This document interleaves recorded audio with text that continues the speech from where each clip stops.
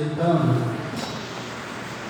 na série de mensagens que estamos tendo todo domingo pela manhã, à noite, e eu estou fazendo também um resumo dessa série de mensagens na primeira carta de João e também do estudo da carta de Tiago, que é toda quinta-feira, colocando uma mensagem de 1 minuto e mais alguns segundos lá no grupo da igreja do Zap.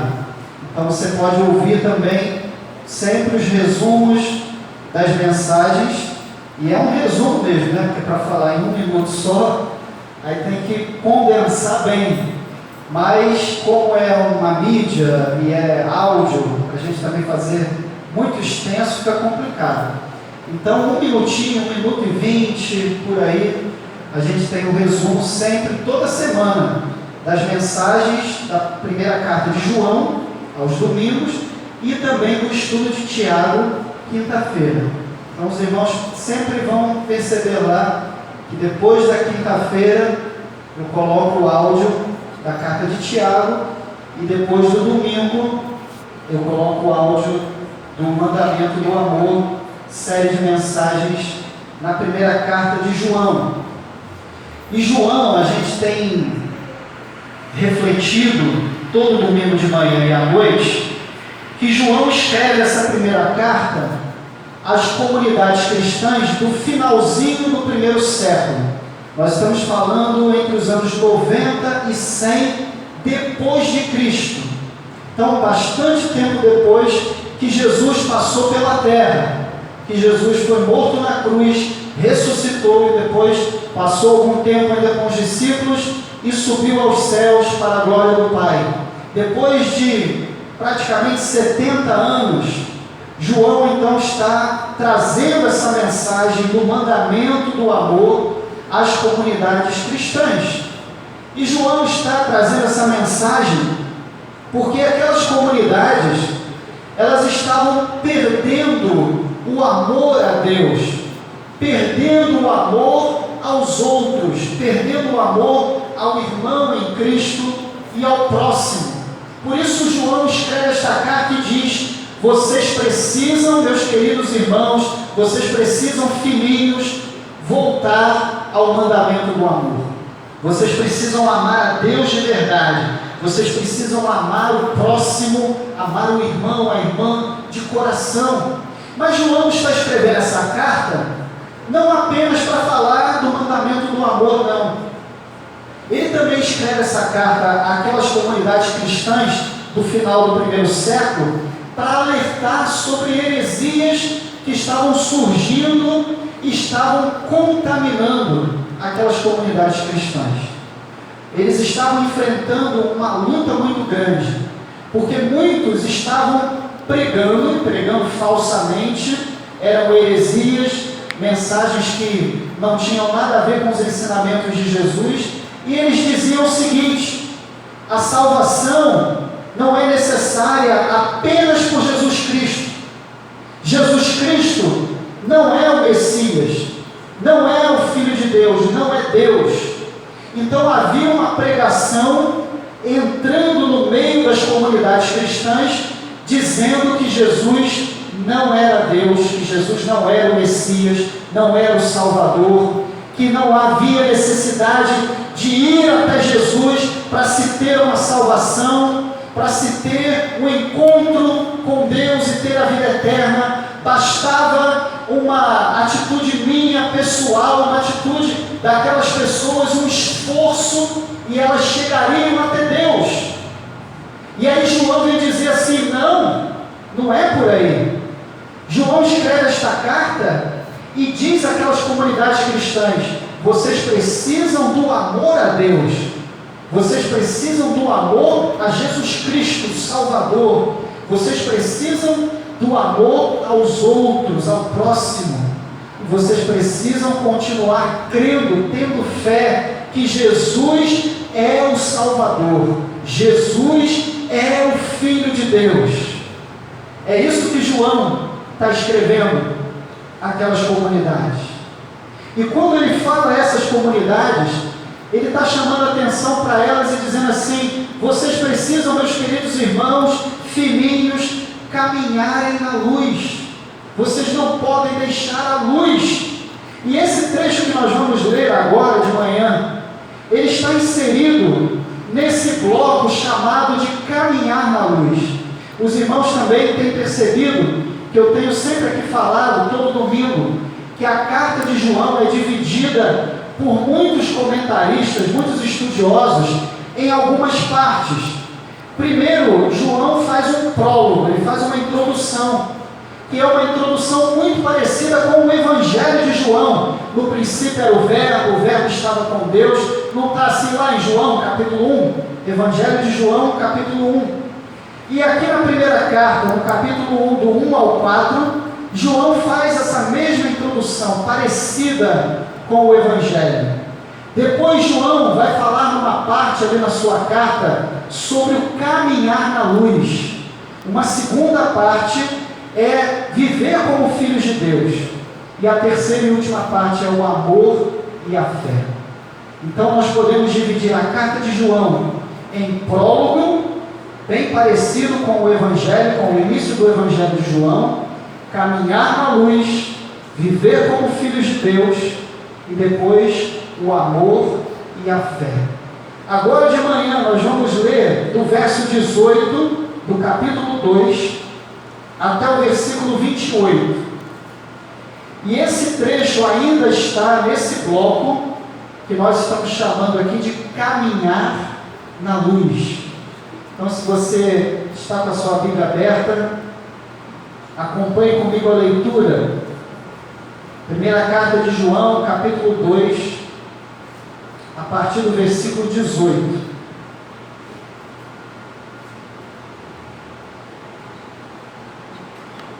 Amém? Diz assim então a palavra do Senhor: Filhinhos, é já a última hora, e como ouvistes que vem o anticristo, também agora muitos se têm feito anticristos, por onde conhecemos que já é a última hora. Saíram de nós, mas não eram de nós, porque se fossem de nós, ficariam conosco. Mas isto é para que se manifestasse que não são todos de nós. E vós tendes a unção do Santo, e sabeis tudo. Não vos escrevi porque não soubesseis a verdade, mas porque a sabeis, e porque nenhuma mentira vem da verdade. Quem é o mentiroso, senão aquele que nega que Jesus é o Cristo? É o anticristo, esse mesmo que nega o Pai e o Filho.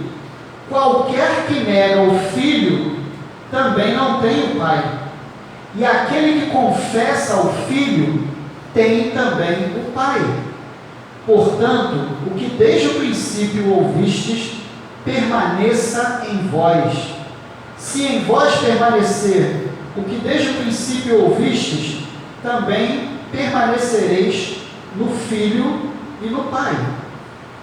E esta é a promessa que Ele nos fez, a vida eterna.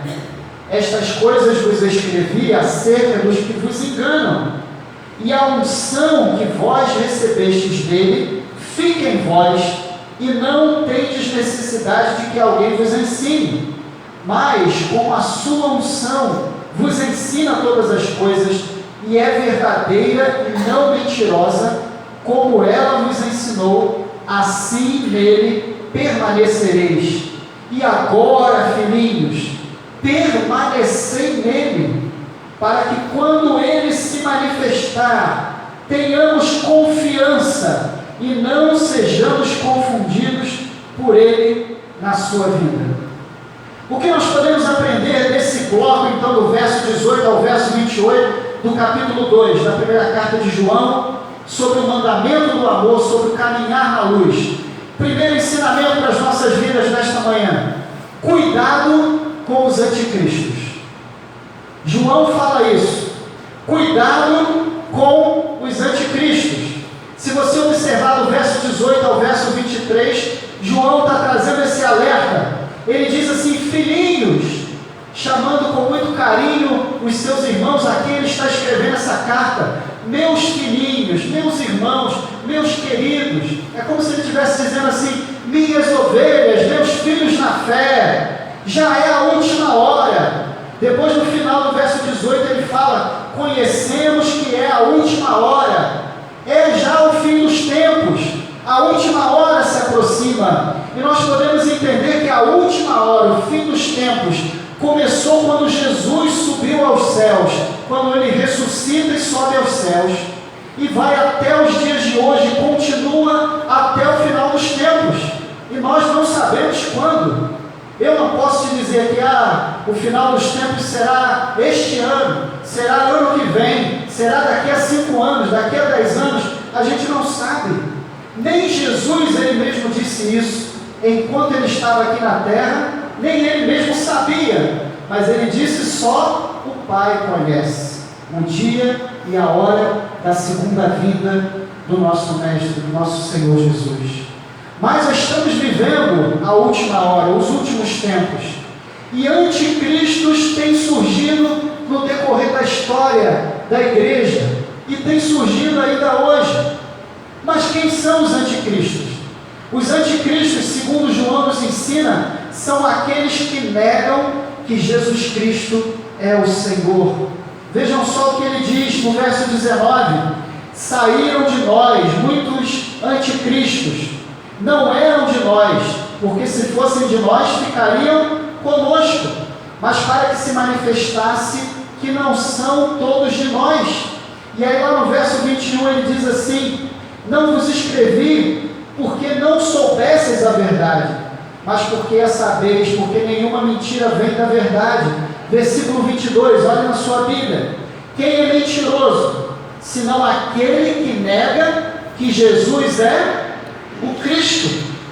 É o anticristo, esse mesmo que nega o Pai e o Filho. Verso 23, qualquer que nega o Filho também não tem o Pai, e aquele que confessa o Filho tem também o Pai. Quem são os anticristos? São todos aqueles que negam que Jesus é o Senhor. São todos aqueles que não reconhecem que Jesus é o Salvador. Quem não reconhece que Jesus é o Senhor, que Jesus é o Salvador, que Jesus é Filho de Deus, que Jesus é Deus, esse é anticristo. E como eu falei antes, no decorrer da história da igreja, muitos anticristos se levantaram e têm se levantado, e eles ainda estão no nosso mundo hoje, porque muitos hoje não reconhecem Jesus, não aceitam Jesus, negam que Jesus é Deus, negam que Ele é o Salvador.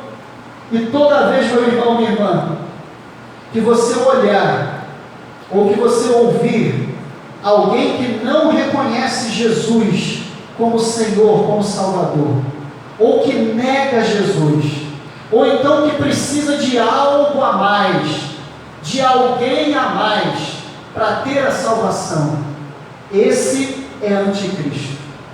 Esses são anticristos, são contra o Messias, são contra o Salvador, são contra o Senhor Jesus e são contra Deus, diz a palavra. Eles estão mentindo. Você já ouviu mensagem assim? Com certeza. Olha só, Jesus é Senhor, Jesus é Rei, Jesus é um profeta, mas Ele não é bem Deus, não. Você já ouviu coisa assim? Sim ou não? Todos nós já ouvimos. Olha, Jesus é um grande profeta, Jesus foi um grande pregador, mas ele foi só isso, foi um grande profeta só, um grande pregador. Se alguém disser isso, se alguma religião disser isso, se alguma pregação disser isso, se algo na televisão disser isso, se você ouvir em qualquer lugar isso é mentira e esse é anticristo.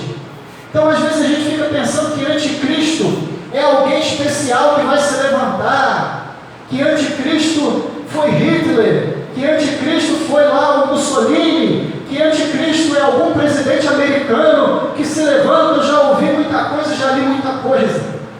Anticristo é um dos papas, anticristo é o anterior, é o atual, é o que virá. Mas anticristo negam Jesus, que não reconhecem Jesus, que inventam algo a mais ou alguém a mais para se ter a salvação. Eu lembro de uma época aí que se dizia assim: Jesus é o Senhor, Jesus é o Salvador. Nós estamos aqui para adorar a Deus, mas Jesus não é suficiente. Você precisa receber um sinal de Deus, um dente de ouro, precisa nascer na sua boca. Você já ouviu isso? Eu já ouvi lá atrás, há muitos anos. E aí quando o dente de ouro surgia, então isso agora é o sinal, isso aí prova que ele tem Deus. Se tem algo a mais, se tem alguma coisa a mais, isso é anticristo. Esse é anticristo. Então, se alguém disser assim: olha, existe um outro livro além da Bíblia necessário para a salvação, e tem uma religião que diz isso, que tem um templo aqui vizinho ao nosso, e eles dizem isso. É preciso um outro livro além da Bíblia. A Bíblia não foi suficiente. Isso é anticristo. Esses são anticristos. Jesus não é suficiente. Você precisa subir escadarias, você precisa se flagelar, você precisa reconhecer algo, obter uma graça especial. Isso tudo é invenção e é mensagem que é contra o Senhor Jesus. Nós temos aí uma grande religião, mesmo hoje em dia, que se diz cristã, mas que prega tanta coisa, tanto penduricalho, acrescentando a Jesus, que Jesus perdeu o protagonismo. Jesus não é mais o principal. Você precisa ir ao santo tal, você precisa ir ao ídolo tal, você precisa fazer isso, fazer aquilo, e ir ao sacerdote, e fazer tal coisa, e isso e aquilo. É tanta coisa que inventaram. E tudo isso, irmão e irmã, são os anticristos. São mensagens anticristãs. Então João está nos ensinando: cuidado com os anticristos. Cuidado com os anticristos. Porque eles estão no nosso mundo, e todo aquele ou tudo aquilo que diz que Jesus não é o Cristo, que Jesus não é o Senhor, que o negam, que não o reconhecem, que colocam algo a mais, esses são anticristos.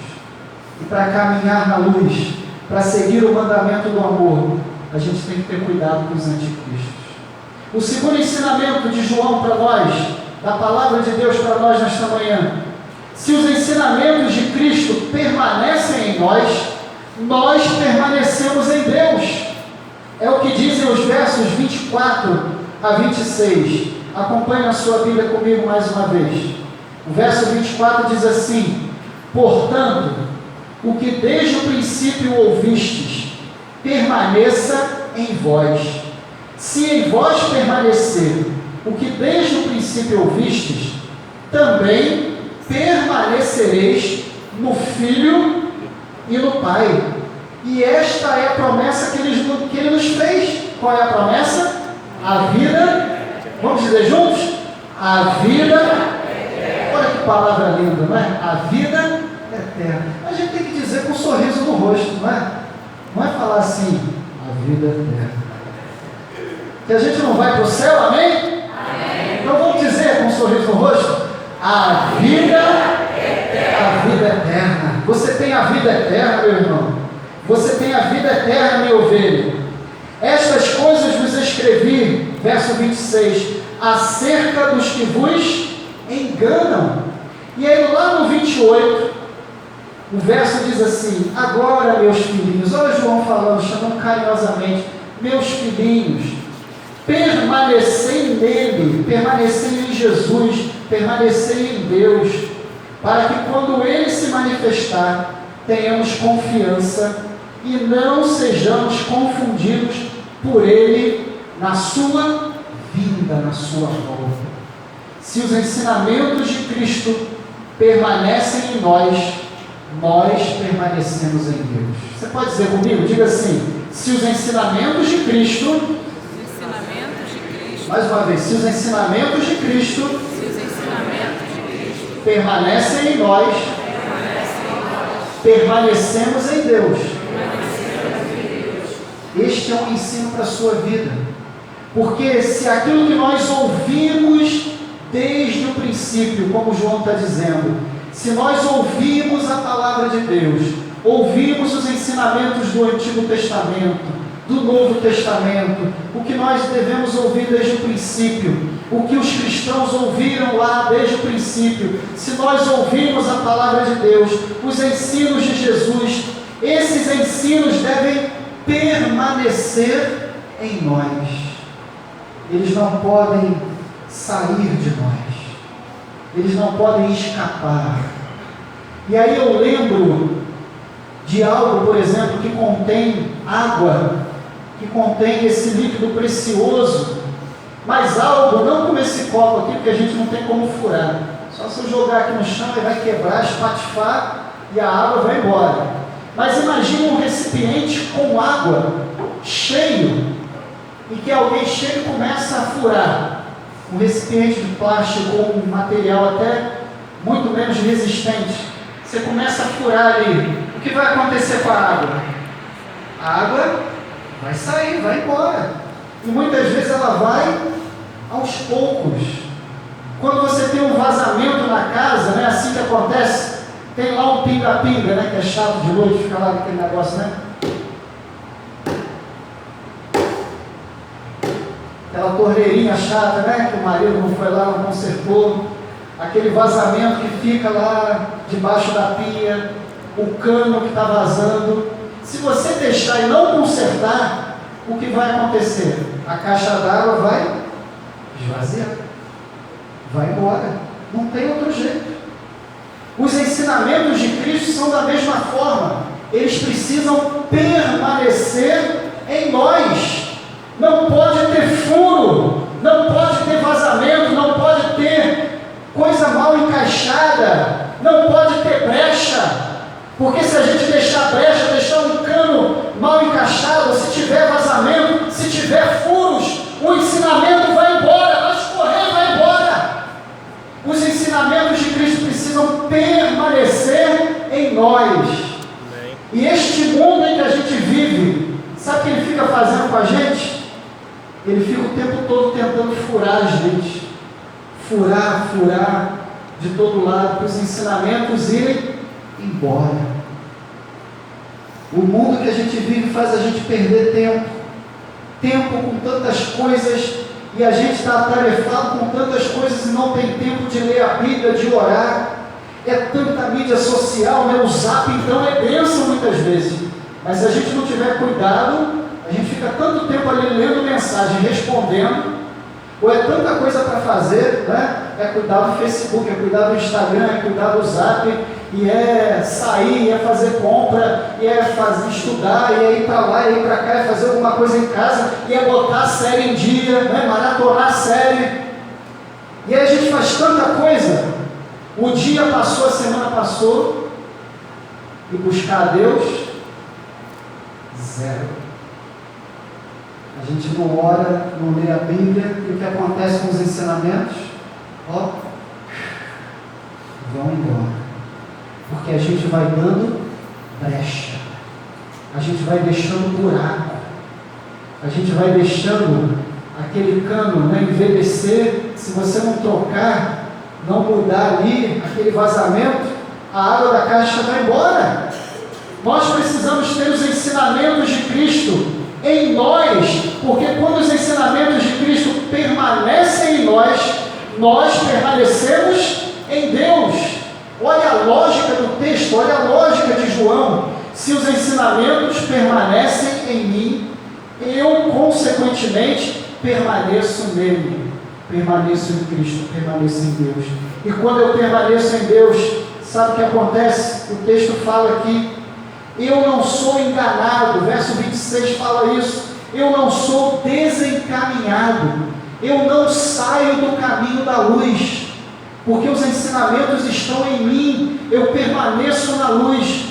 Mas se os ensinamentos não permanecem em mim, eu não vou permanecer na luz, eu vou ser desencaminhado, enganado, levado para outro lado, eu perco a confiança, como diz o verso 28, eu sou confundido por ele na vida, Porque quando Jesus vier, Ele vai olhar aqueles que são verdadeiramente fiéis a Ele. E se nós permanecemos nele, nós não seremos confundidos por Ele. Pelo contrário, se os ensinamentos permanecem em nós, e nós permanecemos nele, não seremos enganados, não seremos desencaminhados, não sairemos do caminho da luz, do caminho de Deus, e nós seremos encorajados, teremos confiança, uma confiança inabalável. Mas não deixe que esse mundo desencaminhe você. Não deixe que essa vida terrena, passageira, engane você. Esteja tirando você do caminho. Permaneça nele, permitindo que os ensinamentos permaneçam em você.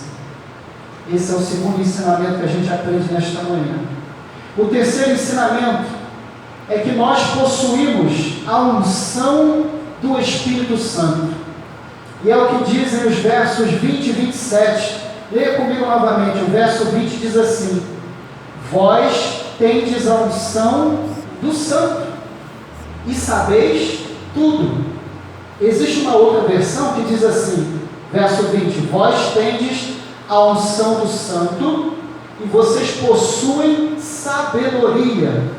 E aí o verso 27 diz: a unção que vós recebestes dele fica em vós, e não tendes necessidade de que alguém vos ensine, mas a sua unção vos ensina todas as coisas, e é verdadeira e não é mentira, como ele vos ensinou, assim nele permanecereis.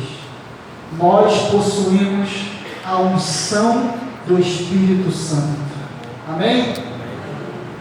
Quando eu falo nisso, irmãos, eu fico sentindo uma alegria que eu não consigo descrever. Por isso eu abri um sorriso aqui, porque a gente possui o Espírito Santo, a presença de Deus, a unção do Espírito Santo. E a unção do Espírito Santo é autoridade, é poder, é graça de Deus na nossa vida. E essa direção do Espírito Santo na nossa vida nos ensina, nos guia ao ler a palavra, nos ensina diante das situações difíceis. Quantas vezes eu posso dizer para você como testemunho, eu não sabia o que fazer, e eu clamei: Senhor, me dá direção, e o Espírito Santo veio no meu coração: olha, faz isso. Mas não é daqui a 2 dias, semana que vem, não, me falou na hora, porque o Espírito Santo te ensina o que você deve fazer, te mostra o caminho. Há situações, é claro, que Deus não vai te dar resposta no momento, Ele vai te mostrar mais à frente, mas há situações de emergência que você precisa de um ensinamento, você não vai saber o que falar, o que fazer, e aí o Espírito Santo vem e te dá algo na sua boca para você falar, abençoar uma vida, abençoar vidas. Certamente você já viveu isso. Às vezes você foi numa visita, não sabia o que dizer, e aí o Espírito Santo te colocou as palavras na sua boca para abençoar vidas. É assim que o Espírito Santo faz, nos ensina, nos dá sabedoria, nos dá discernimento diante das situações.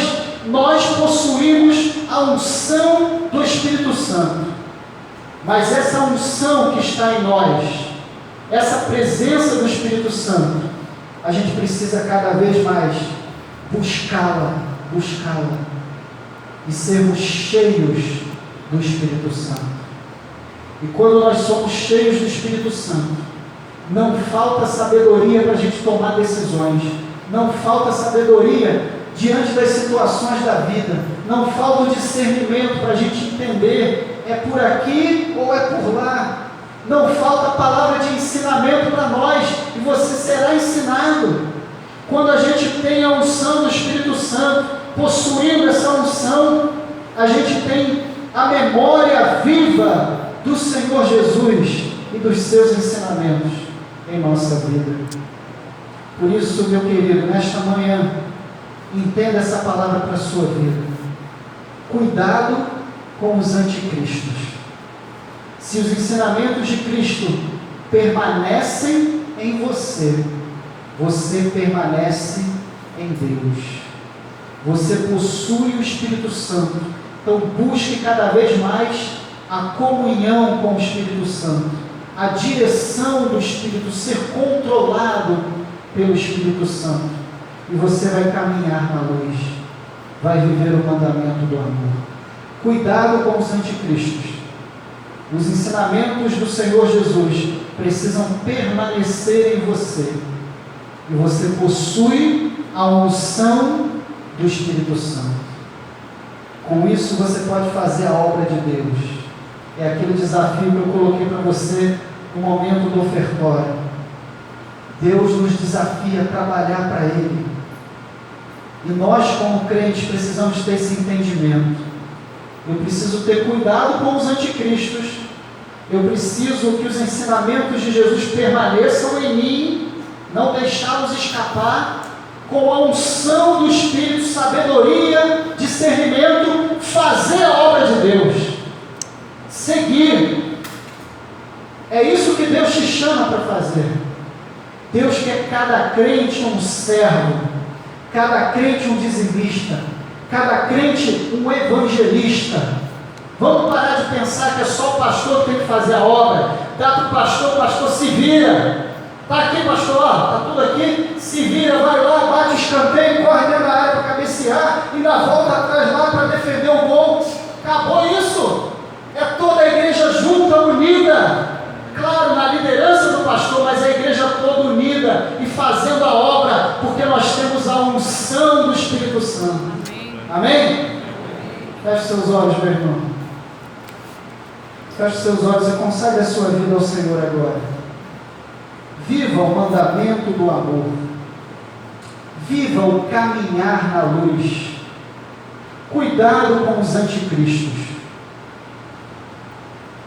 Mantenha os ensinamentos de Jesus com você, no seu coração, para você permanecer em Deus, com a unção do Espírito Santo, cheio de sabedoria. Faça a obra do Senhor. Viva o mandamento do amor. Caminhe na luz. Continue de olhos fechados. Não abra seus olhos, consagrando a sua vida. Viva o mandamento do amor.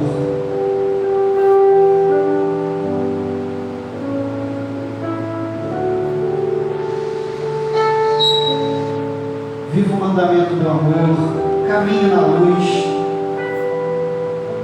Tenha cuidado com aquilo que se apresenta, que não é ensinamento de Jesus. Mantenha os ensinos de Jesus no seu coração.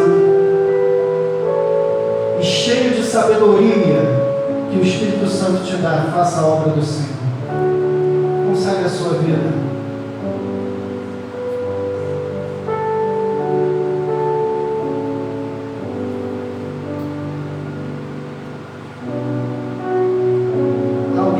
Consagrar a sua vida nesta manhã.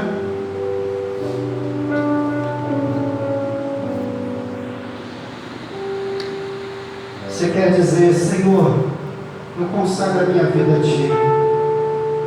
Senhor, Tu és grande na minha vida, o Teu amor é incomparável. Eu quero viver o mandamento do amor.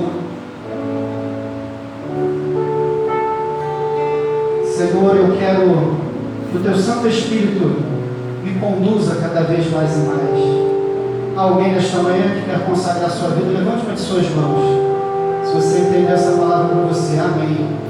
Amém. Amém. Amém. Amém. Amém. Levanta a sua mão, consagra a sua vida. Amém, Senhor. Amém. Amém. Amém. Pode levantar. Amém. Amém. Amém. Deus abençoe. Amém. Pode levantar a mão. Amém. Consagre a sua vida ao Senhor.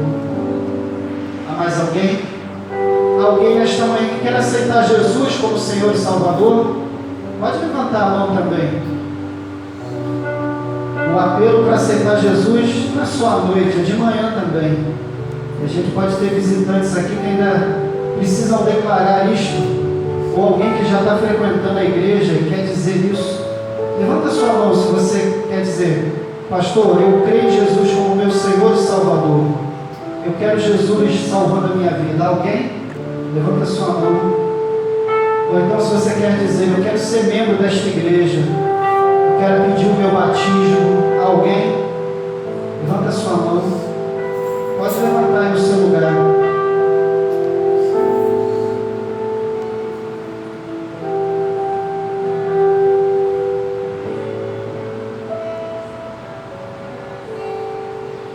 Coloque-se de pé. Vamos cantar. Vamos dizer que o Senhor é grande, consagrando as nossas vidas.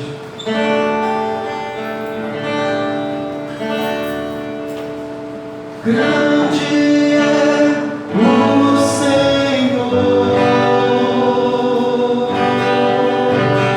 grande é o Senhor, suas grandes obras não têm fim, seus olhos estão sobre mim. Diga mais uma vez, grande é o Senhor.